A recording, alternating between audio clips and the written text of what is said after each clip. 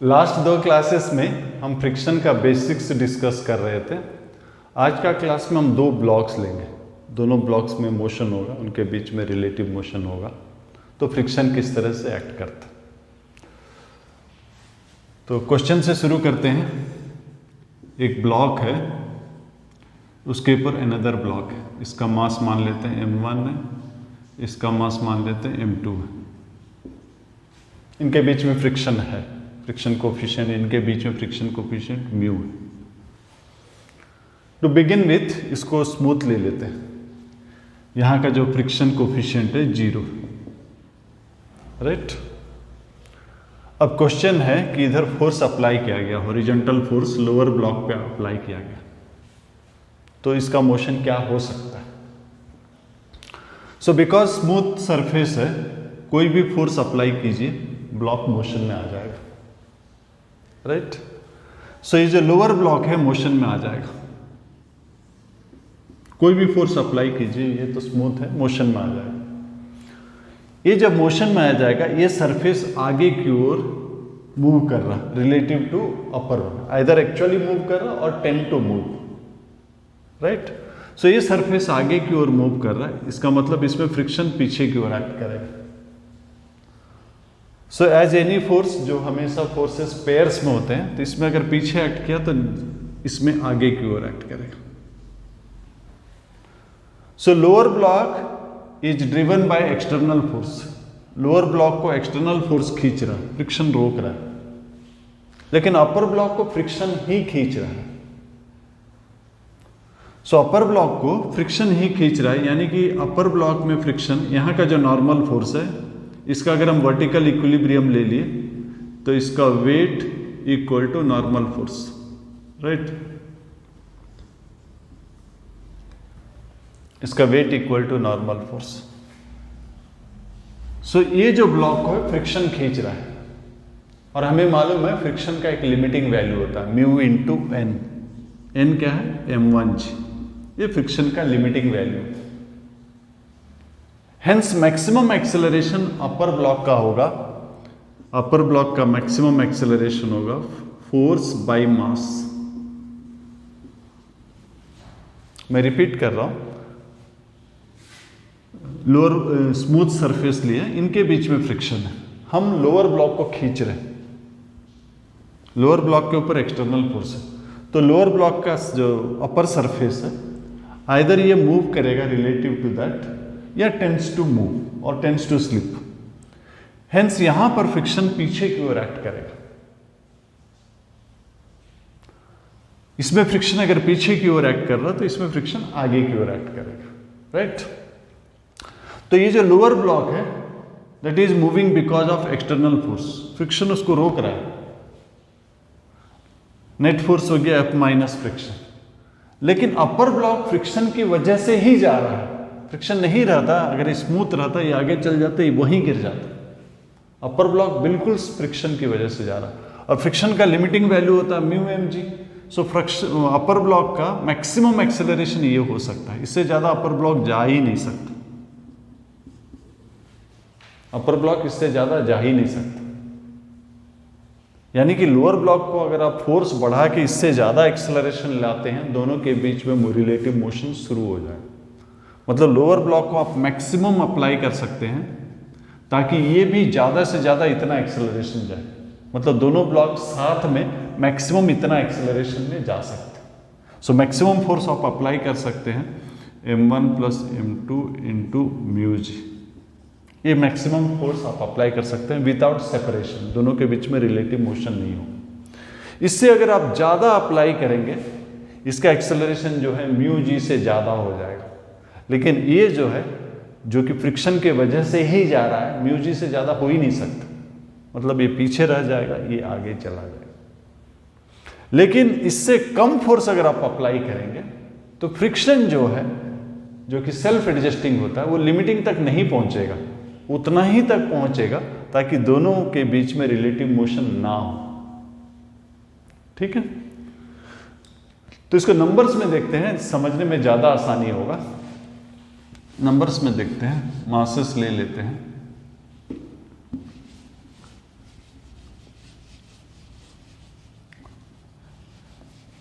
सो इसका मास मान लेते हैं 6 kg ले लेते हैं, इसका मास मान लेते हैं 4 kg ले लेते हैं, राइट।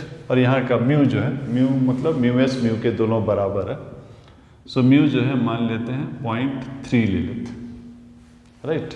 और हम 2 केसेस डिस्कस करेंगे। पहला केस डिस्कस करते हैं। एफ जो है 25 Newton, F 25 Newton. So free body diagram लेते हैं, जैसे कि हमने पिछली बार डिस्कस किया था। हम यहाँ फोर्स अप्लाई कर रहे हैं, इसमें फ्रिक्शन पीछे की ओर है, इसमें आगे की ओर है। उसका मैक्सिमम एक्सेलरेशन कितना होगा? फ्रिक्शन जो है म्यू इंटू एन यानी कि अपर ब्लॉक, और मैक्सिमम एक्सेलरेशन हो सकता है, मैक्सिमम एक्सेलरेशन कितना हो सकता है? By mass mu g, mu है 0.3 इंटू 10, 3 हो सकता है, राइट। मतलब आप उतना फोर्स अप्लाई कर सकते हैं, ज़्यादा से ज़्यादा उतना फोर्स अप्लाई कर सकते हैं जो कि लोअर को 3 तक दे सके। 3 से ज़्यादा अगर लोअर का आ जाता है तो दोनों के बीच में सेपरेशन हो जाएगी। सो दोनों 3 में जाने के लिए मैक्सिमम फोर्स आप कितना अप्लाई कर सकते हैं? दोनों 3 में जाने के लिए मैक्सिमम कितना अप्लाई कर सकते हैं? अब दोनों साथ जा रहे हैं, पूरा को सिस्टम ले लीजिए। टोटल मास हो जाएगा 6 + 4 10 इंटू 3 30। तो मैक्सिमम आप 30 अप्लाई कर सकते हैं, 30 तक दोनों साथ में जाएंगे। लेकिन हमने क्या अप्लाई किया? 25 जो हमने अप्लाई किया एफ वो कम है, एफ मैक्स। इसका मतलब क्या हुआ? बोथ ब्लॉक्स दोनों साथ में जाएंगे, both blocks move together.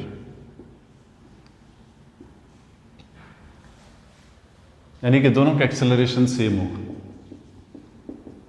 A1 into A equal to A2 equal to total force by total मास।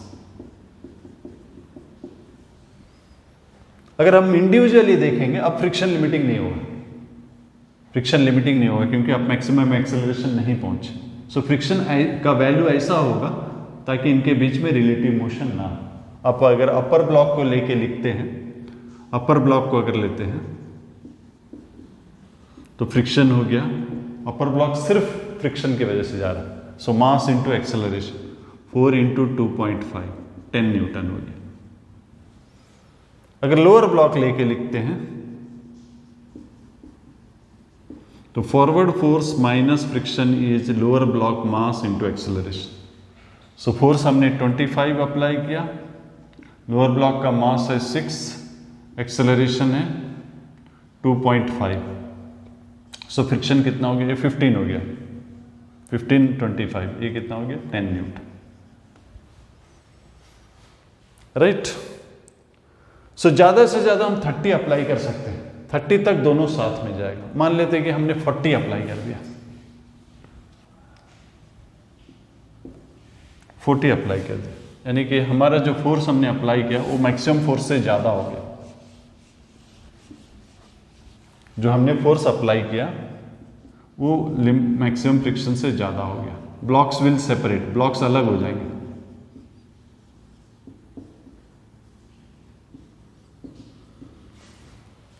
अब दोनों का अलग अलग इक्वेशन लिखना पड़ेगा। अपर ब्लॉक का ज़्यादा से ज़्यादा कितना हो सकता है? 3, राइट। सो अपर ब्लॉक में जो फ्रिक्शन है mu m g, mu 0.3 into 40 12, और अपर ब्लॉक का एक्सेलरेशन जो है 12/4 3। लोअर ब्लॉक का जो हो गया forward force minus friction is m a, तो आपने अप्लाई किया 40, फ्रिक्शन कितना है? फ्रिक्शन जो है 12 equal to M, lower block 6A। So ये कितना हो जाएगा? ये 28/6 यानी कि 14/3 मीटर पर सेकेंड, राइट। फिर से रिपीट कर रहा हूं, हम लोअर ब्लॉक को खींच रहे हैं। हम जब लोअर ब्लॉक को खींच रहे हैं तो ये सरफेस जो है आइदर स्लिप्स और likely to slip forward, hence इसमें फ्रिक्शन पीछे की ओर एक्ट कर रहा है। सो लोअर ब्लॉक जो है के ऊपर नेट फोर्स है forward force minus friction. Lower block में अगर फ्रिक्शन पीछे की ओर है, अपर ब्लॉक में आगे की ओर होगा, और अपर ब्लॉक जो है सिर्फ फ्रिक्शन की वजह से जा रहा है, सो फ्रिक्शन का एक लिमिटिंग वैल्यू होता है म्यू एम जी, हेंस एक लिमिटिंग एक्सेलरेशन होता है म्यू जी। लोअर ब्लॉक अगर उससे ज़्यादा जाता है तो दोनों के बीच में रिलेटिव मोशन होता है। तो ज़्यादा से ज़्यादा फोर्स आप जो है m1 plus m2 into mu g apply कर सकते हैं लोअर ब्लॉक को। उससे ज़्यादा अप्लाई करेंगे तो दोनों के बीच में रिलेटिव मोशन शुरू हो जाएगा, और उससे कम अप्लाई करेंगे तो फ्रिक्शन लिमिटिंग नहीं होगा, friction will adjust itself just to destroy the relative motion. अब क्वेश्चन बदल देते हैं, अपर ब्लॉक को फोर्स अप्लाई करते हैं। अब भी इसको स्मूथ रखते हैं।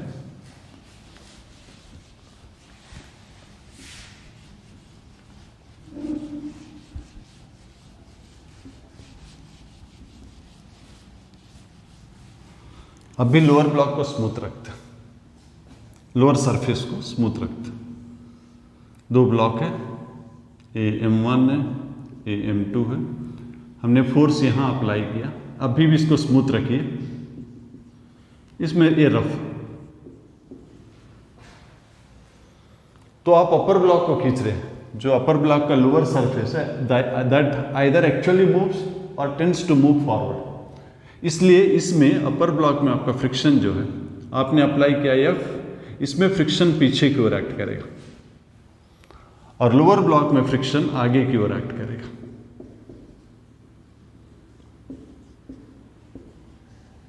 इसका मतलब अपर ब्लॉक आप पुल कर रहे हैं, जितना ज्यादा पुल रहेगा उतना एक्सेलरेशन होगा, लेकिन लोअर ब्लॉक का लिमिटेशन है, जो फ्रिक्शन है ये 0 से लेकर म्यू इंटू एन तक वैरी करेगा। सो ये सरफेस के बीच में नॉर्मल फोर्स क्या है? अपर ब्लॉक का वेट ही है, अपर ब्लॉक का वेट है। So normal force upper block का ही वेट है। सो लिमिटिंग फ्रिक्शन जो है, limiting friction mu into N, N यानी कि अपर ब्लॉक का वेट जो कि m1 है, मास m1 है तो वेट हो गया m1 जी, राइट। सो लोअर ब्लॉक में ज्यादा से ज्यादा इतना फ्रिक्शन एक्ट कर सकता है, ज्यादा से ज्यादा। सो ज्यादा से ज्यादा एक्सेलरेशन लोअर ब्लॉक का कितना हो सकता है? फोर्स बाय मास, इसका मास m2। हम खींच रहे हैं अपर ब्लॉक को। Upper block either actually move करता और tends to move in forward direction, उसमें फ्रिक्शन पीछे की ओर एक्ट करता है, यानी कि लोअर ब्लॉक में आगे की ओर। और ये जो फ्रिक्शन आपको मालूम है वेरिएबल है, ज्यादा से ज्यादा लिमिटिंग वैल्यू एक्ट कर सकता है जो कि म्यू इंटू एन, और यहां पर एन जो है इन दोनों के बीच में, ये इसको पुश कर रहा होगा, ये इसको पुश कर रहा होगा, action reaction. So A N जो है mg है, वर्टिकल मोशन नहीं है, upward force equal to downward force. So ये मैक्सिमम नॉर्मल फोर्स है, that is m1g। So maximum friction जो है ये है, हेंस मैक्सिमम एक्सेस, यानी कि लोअर ब्लॉक इससे ज्यादा नहीं जा सकता है। और अगर आप अपर ब्लॉक को इससे ज्यादा खींचने की कोशिश करेंगे तो सेपरेट हो जाएगा, अपर ब्लॉक अलग चला जाएगा, लोअर ब्लॉक ज्यादा इतना ही जाएगा, इससे ज्यादा जा नहीं सकता। इसको फ्रिक्शन ड्राइव कर रहा है। लेकिन अपर ब्लॉक इससे कम एक्सेलरेशन देते हैं तो दोनों साथ साथ जाएंगे, और उस वक्त फ्रिक्शन जो है फिर से लिमिटिंग नहीं होगा, it will adjust itself so that there is no relative motion. Numbers में कर लेते हैं, नंबर्स में कर लेते हैं।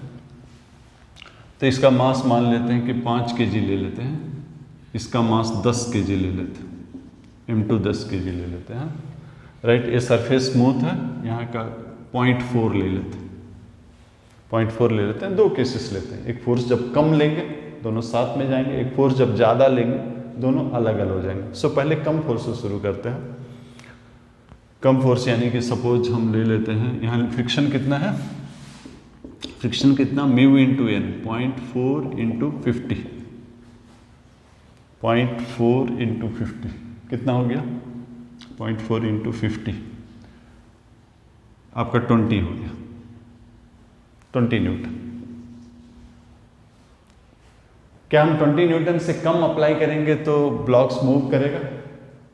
बिल्कुल मूव करेगा, 20 न्यूटन, क्योंकि ये जो सरफेस है स्मूथ है। चलिए 3 क्वेश्चन कर लेते हैं, 1 2 3। पहले 20 न्यूटन से कम अप्लाई करते हैं, जो एफ है लेस देन 20 से एफ जो है 10 न्यूटन है। सो अगर एफ अगर 10 न्यूटन है पूरा को आप एक सिस्टम ले लीजिए, पूरा को सिस्टम लेने से इनके बीच में जो फोर्स है वो इंटरनल फोर्स हो गया। यहाँ ये स्मूथ सरफेस, कोई फ्रिक्शन नहीं है, सो सिर्फ एक्सटर्नल फोर्स 10 रहा, सो एक्सेलरेशन जो है दोनों का सेम रहेगा, दोनों का सेम रहेगा। कितना रहेगा? 10 बाई टोटल मास 15। और फ्रिक्शन कितना रहेगा? फ्रिक्शन के लिए या तो अपर ब्लॉक ले लीजिए F minus friction equal to M में, या फिर लोअर ब्लॉक लीजिए। लोअर ब्लॉक जो है सिर्फ M into a, 10 into a, इतना न्यूटन हो। सेकेंड केस ले लेते हैं। सेकेंड केस 20 से थोड़ा ज़्यादा अप्लाई करते हैं, मान लेते हैं 20 से थोड़ा ज़्यादा अप्लाई करते हैं, 25 अप्लाई करते हैं। तो लोअर ब्लॉक जो है फ्रिक्शन के चलते ड्रिवन है, सो इसका मैक्सिमम एक्सेलरेशन होगा, maximum friction mu mg by mass. Mu कितना है? 0.4 इंटू 50 बाई मास, मास कितना है? 10। सो मैक्सिमम एक्सेलरेशन जो है लोअर ब्लॉक का 2 हो, उससे ज़्यादा फ्रिक्शन प्रोवाइड कर नहीं सकते। तो ये जो फोर्स आपने अप्लाई किया, ये कितना प्रोवाइड कर रहा है acceleration? Total force by total mass, जो कि लेस देन 2 है। 5/3 1.67 है, लेस देन 2।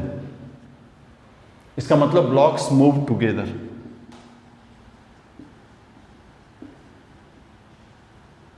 तो एक्सेलरेशन जो है आपका A1 इक्वल टू A2 यही रहेगा 5/3। और फ्रिक्शन जो है आप लोअर ब्लॉक को लेके निकाल लीजिए, मास कितना? 10 इंटू एक्सेलरेशन, ये फ्रिक्शन। ठीक है। एक और केस भी ले सकते हैं, जब हमारा फोर्स जो है, इससे फोर्स जो है मैक्सिमम एक्सेलरेशन 2 है, राइट, 2 से ज़्यादा है, यानी कि मैक्सिमम फोर्स हम कितना अप्लाई कर सकते हैं? एक और केस ले लेते हैं, केस 3। तो मैक्सिमम एक्सेलरेशन हमारा कितना है? 2। मैक्सिमम एक्सेलरेशन जो है 2, यानी कि मैक्सिमम फोर्स आप अप्लाई कर सकते हैं। टोटल को अगर एक सिस्टम ले लेते हैं, 10 + 5 15 इंटू 2 30। सपोज आपने अप्लाई कर दिया है 40, लेट F इक्वल टू 40। अब दोनों सेपरेट हो जाएंगे, आपको अपर ब्लॉक का अलग इक्वेशन लिखना पड़ेगा। 40 माइनस फ्रिक्शन कितना है? 20 इक्वल टू 5A, यानी कि A हो जाएगा 40 माइनस 20/5 4 हो जाएगा। और लोअर वन जो है मैक्सिमम को आपने क्रॉस कर गया, सो फ्रिक्शन का लिमिटिंग वैल्यू एक्ट करेगा, μ1 mg by mass. So lower one का एक्सेलरेशन 2 होगा, राइट।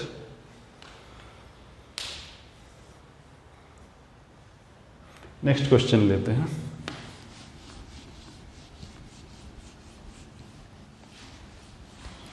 अब ग्राउंड को हमने स्मूथ लिया था, अब ग्राउंड में भी फ्रिक्शन ले लेते हैं।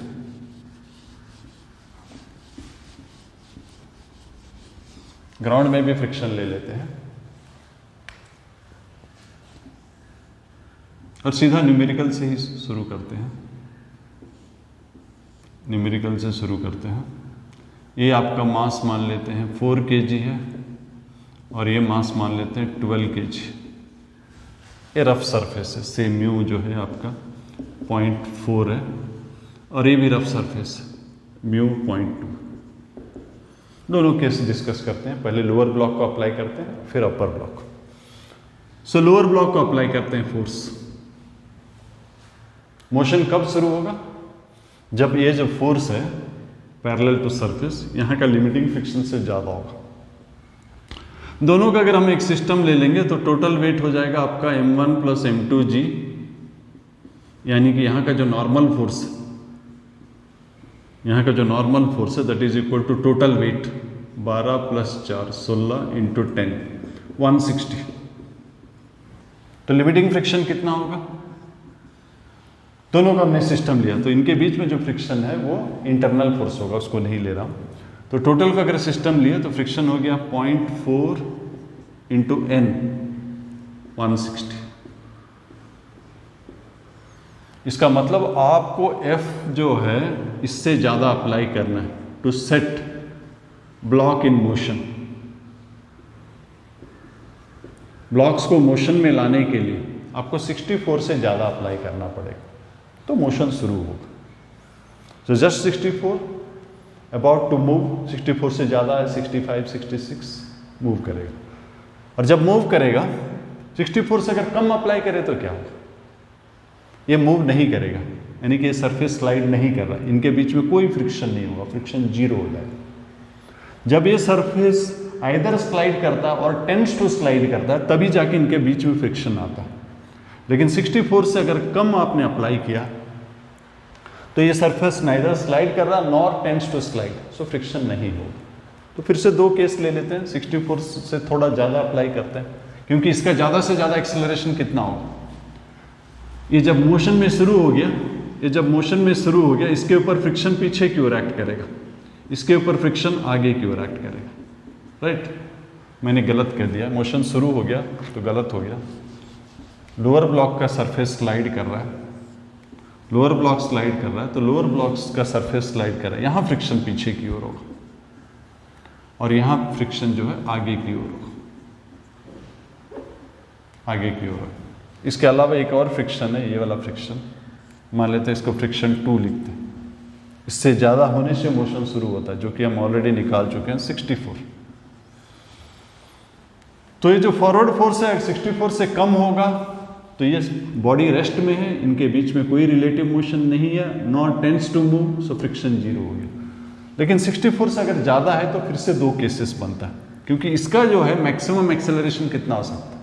यहाँ मैक्सिमम फ्रिक्शन जो है, फ्रिक्शन मैक्सिमम कितना हो सकता है? Mu mg। So maximum acceleration हो सकता है म्यू mg बाई m। यहाँ का म्यू अलग है, से म्यू 1, तो म्यू 0.2 इंटू 10।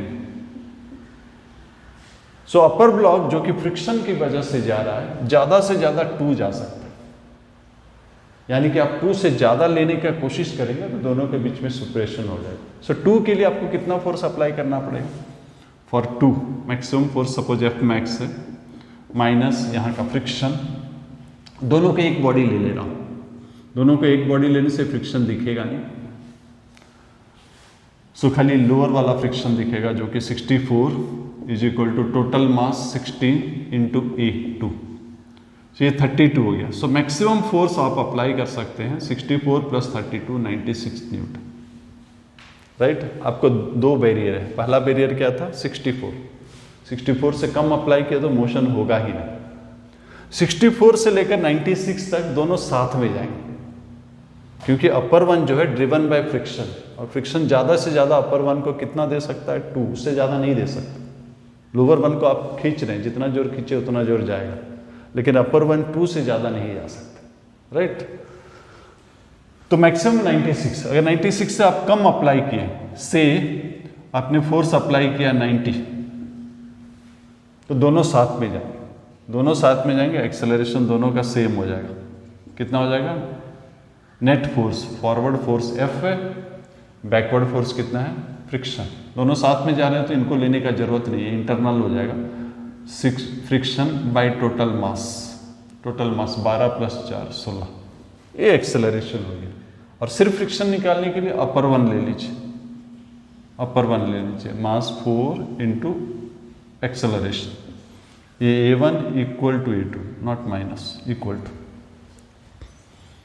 अब तीसरा बैरियर क्या है? 96 से अब ज़्यादा अप्लाई, सपोज F आपने अप्लाई किया, केस 3 ले लेते हैं, F आपने अप्लाई किया 96 से ज़्यादा 120 न्यूटन।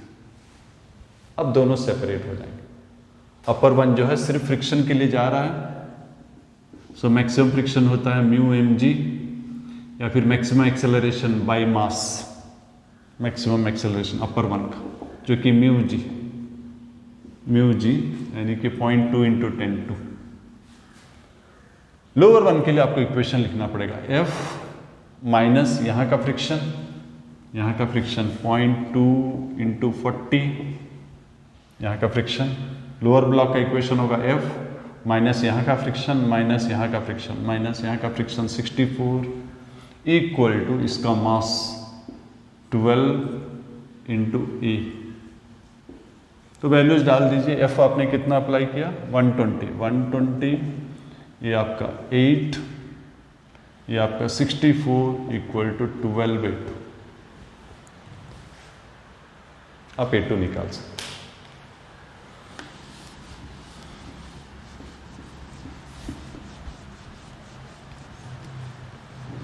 इसी तरह अपर ब्लॉक का भी हम डिस्कस कर सकते हैं, वो मैं आपके लिए, आप अपनी डिस्कस कर लीजिए, मैं आपके डिस्कशन के लिए छोड़ देता हूँ। अपर ब्लॉक को जब अगर आप अप्लाई करेंगे और फ्रिक्शन दोनों जगह है तो कैसा आप कर सकते हैं। मैं कोई और क्वेश्चन ले रहा हूँ।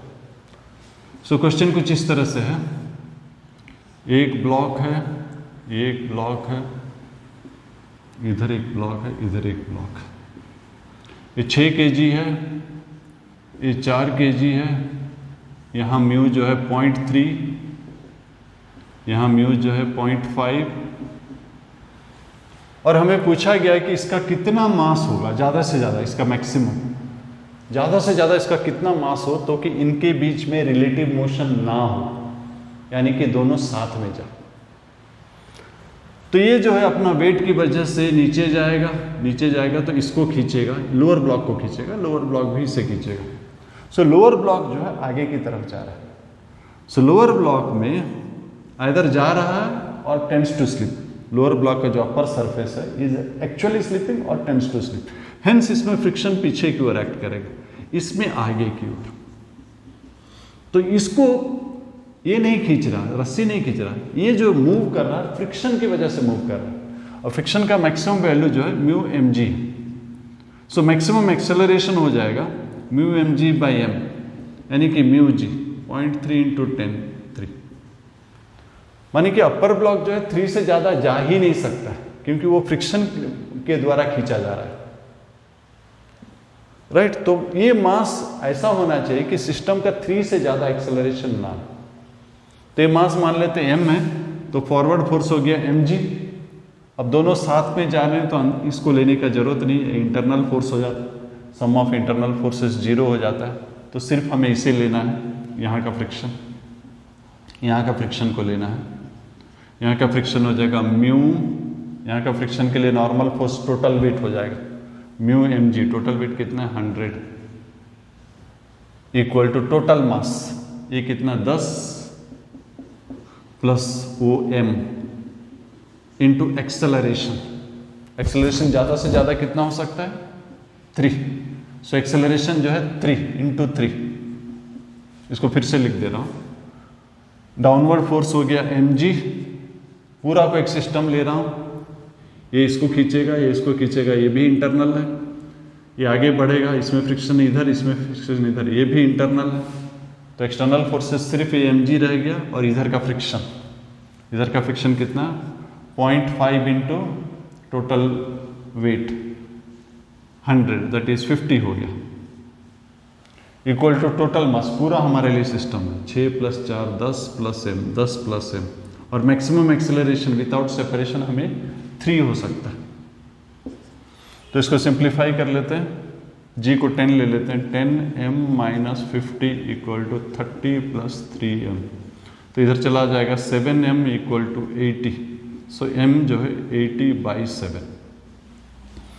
सो इतना kg ज़्यादा से ज़्यादा हो सकता है उसका, उससे ज़्यादा अगर होगा तो ये आगे निकल जाएगा, ये पीछे रह जाएगा।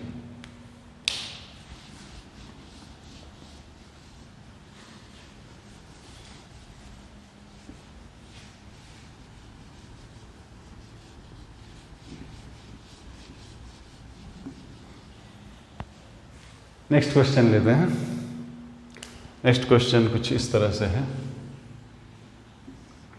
एक ब्लॉक है, एक ब्लॉक है, एक स्ट्रिंग जो है पुली से पास करता है ऐसा,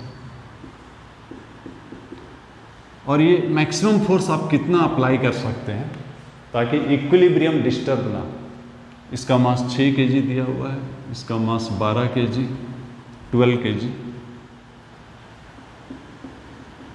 यहाँ म्यू 0.3 दिया गया है, यहाँ म्यू जो है 0.5 दिया गया है। तो क्वेश्चन ये है कि एक इसका मैक्सिमम वैल्यू कितना हो ताकि इक्विलिब्रियम डिस्टर्बेंस ना हो। तो पहले फ्री बॉडी डायग्राम कर लेते हैं। अब ये अपर ब्लॉक है, ये लोअर ब्लॉक है, आपने फोर्स F अप्लाई किया, तो ये जो सरफेस है likely to slip forward, hence friction इधर एक्ट करेगा। फ्रिक्शन हमेशा पेयर्स में एक्ट करता है, इसमें पीछे एक्ट करने से इसमें आगे एक्ट करेगा। उसके बाद ये जब मूव करने की कोशिश करेगा, ये इसको पुल करेगा। ये जब मूव करने की कोशिश करेगा, थ्रू स्ट्रिंग इसको पुल करेगा, ये भी इसको पुल करेगा, राइट। और बिकॉज ये इस तरफ जाने वाला है, तो इनके बीच में भी, ये सरफेस और ये सरफेस के बीच में भी फ्रिक्शन होगा। इसके ऊपर ये इस तरफ जा रहा है, इसमें फ्रिक्शन इधर होगा, तो ग्राउंड सरफेस में आगे होगा। ग्राउंड सरफेस हमारा डिस्कशन का नहीं है, तो ये हमारे लिए इम्पोर्टेंट नहीं है। तो एक एक करके लेते हैं। मैक्सिमम वैल्यू F कितना है ताकि सिस्टम जो है का इक्विलिब्रियम जो है डिस्टर्ब ना हो। तो सब लिमिटिंग केस लेंगे। यहाँ का मैक्सिमम फ्रिक्शन कितना हो सकता है? यहाँ का नॉर्मल फोर्स जो है सिर्फ अपर ब्लॉक का वेट होगा, mu mg 18 Newton, right. So ये 18 है, मतलब ये भी 18 है। यहाँ का मैक्सिमम फ्रिक्शन कितना हो सकता है? यहाँ पर जो है टोटल वेट एक्ट कर रहा है, हेंस नॉर्मल फोर्स भी उतना ही होगा। टोटल कितना है 12 + 6 18। सो यहाँ का फ्रिक्शन हो जाएगा म्यू mg पॉइंट इंटू 180, कितना हो गया ये 18 × 90। मैं लिमिटिंग इसलिए लिया क्योंकि क्वेश्चन में पूछा है कि what is the maximum value of F without disturbing the equilibrium. So हमने सभी फ्रिक्शन को लिमिटिंग ले लिया। सो ये इक्विलिब्रियम में है, forward force equal to backward force. So T हो गया बैकवर्ड फोर्स, फ्रिक्शन 1 + फ्रिक्शन 2, 18 + 90 108। उसी तरह ये इक्विलिब्रियम में है, forward force is equal to backward force, T + friction 1। T कितना हो गया 108 + फ्रिक्शन 1 18, कितना हो गया 16 126। सो ज़्यादा से ज़्यादा आप 126 न्यूटन अप्लाई कर सकते हैं। उससे ज़्यादा करेंगे ये आगे उनके बीच में रिलेटिव मोशन शुरू हो जाएगा, ठीक है।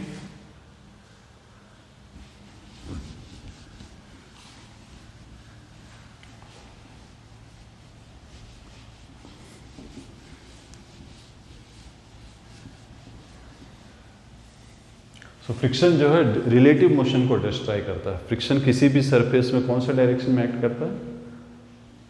In the direction it is like either slipping और tends to slip opposite to the surface above और below it, right. It destroys the relative motion. और एक दो क्वेश्चन लेते हैं। सपोज एक लंबा सा प्लैंक, ये लंबा सा प्लैंक है जिसका मास मान लेते हैं 4 kg है, और एक स्मूथ सरफेस में म्यू 0। यहाँ एक छोटा सा ब्लॉक जिसका साइज नेग्लिजिबल, मान लेते हैं इसका मास जो है 1 kg, और इसका वेलोसिटी, इनिशियल वेलोसिटी मान लेते हैं कि 18 मीटर/सेकेंड इनिशियल वेलोसिटी। इसका इनिशियल वेलोसिटी जब हम एक्सपेरिमेंट शुरू कर रहे हैं, इसका वेलोसिटी मान लेते हैं आपका 4 मीटर/सेकेंड। इनके बीच में फ्रिक्शन, ये फ्रिक्शन जो है इनके बीच में है से 0.4। तो इसका वेलोसिटी ज़्यादा है। क्वेश्चन ये है कि कितने समय के बाद ये उधर गिर जाएगा। ये लेंथ दिया गया 1 मीटर, इसका साइज नेग्लेक्ट कर लेना। इसका मतलब है कि ये अगर 1 मीटर मूव किया तो उधर गिर जाएगा। 1 मीटर कहाँ से? विथ रेस्पेक्ट टू ग्राउंड नहीं, क्योंकि ये भी मूव कर रहा है, ये भी मूव कर रहा है, इसके ऊपर ये मूव कर रहा है। मतलब इसका रिलेटिव में ये 1 मीटर मूव करना चाहिए, ग्राउंड का रिलेटिव में ज़्यादा हो। समझ में आ रहा है? दोनों मूव कर रहे हैं ना। ये आपका एक ब्लॉक है, ये एक ब्लॉक, ये भी मूव कर रहा है, ये भी मूव कर रहा है, लेकिन ऊपर वाला ज़्यादा मूव कर रहा है, इसलिए थोड़ा देर के बाद गिर जाएगा। तो हमको रिलेटिव मोशन लेना पड़ेगा। तो इसका motion relative to this 1 relative to 2 is 1 -2, दोनों पॉजिटिव एक्स डायरेक्शन में है। 18 - 14। सो ये इनिशियल रिलेटिव वेलोसिटी है। एक्सेलरेशन लेते हैं, इसका वेलोसिटी इससे ज़्यादा है, मतलब इसका सरफेस जो है फॉरवर्ड डायरेक्शन में स्लिप कर रहा है, तो अपर ब्लॉक के ऊपर फ्रिक्शन पीछे की ओर एक्ट करेगा और लोअर में फ्रिक्शन जो है आगे की ओर एक्ट करेगा। सो इसका एक्सेलरेशन, अपर ब्लॉक का एक्सेलरेशन पीछे की तरफ होगा। यहां का नॉर्मल फोर्स जो है वेट होगा। सो एक्सेलरेशन होगा mu mg by m। So mu mg हो गया 0.4 g10। सो इसका एक्सेलरेशन है 4, किस तरफ है? Opposite to initial velocity. So इसका एक्सेलरेशन इस तरफ। लोअर वाला में फ्रिक्शन जो है, इसमें फ्रिक्शन पीछे की ओर है, लोअर ब्लॉक में फ्रिक्शन आगे की ओर है। सो लोअर ब्लॉक में एक्सेलरेशन इस तरफ होगा। कितना होगा? फ्रिक्शन म्यू mg सेम रहेगा, फ्रिक्शन तो सेम है, बाई मास। सो म्यू है 0.4 × 1 × 10, 10/4। इसका एक्सेलरेशन 1 है, किस तरफ? आगे की तरफ। इसका किस तरफ है? पीछे की तरफ। So acceleration of 1 relative to 2 is 1 - 2, इसका पीछे की तरफ -4 और उसका आगे की तरफ है प्लस ही रहेगा 1। सो एक्सेलरेशन जो है -5, यानी कि ये जो है रिटार्ड कर रहा है विथ -5 रिलेटिव टू दिस। तो कितने समय के बाद गिरेगा? कब गिरेगा? ये जब इससे 1 मीटर ज्यादा जाएगा। ये ब्लॉक इससे 1 मीटर ज्यादा है, नॉट रिलेटिव टू ग्राउंड। इसके ऊपर ये जा रहा, दोनों जा रहे हैं, लेकिन ये जो ऊपर वाला थोड़ा ज्यादा जा रहा है। सो रिलेटिव इक्वेशन लिखते हैं, SR = URT + ½ ART²। ये 1 मीटर होना चाहिए। इनिशियल रिलेटिव वेलोसिटी कितना है? 14 t और एक्सेलरेशन कितना है? 5।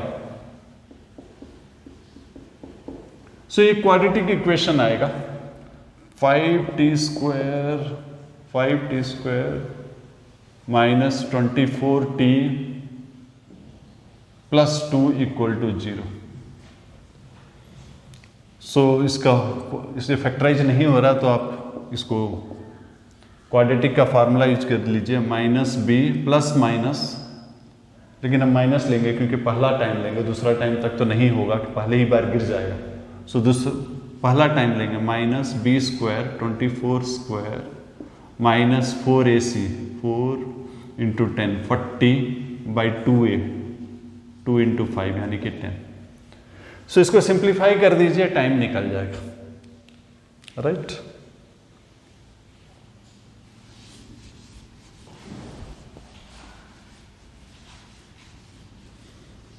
एक और क्वेश्चन लेते हैं।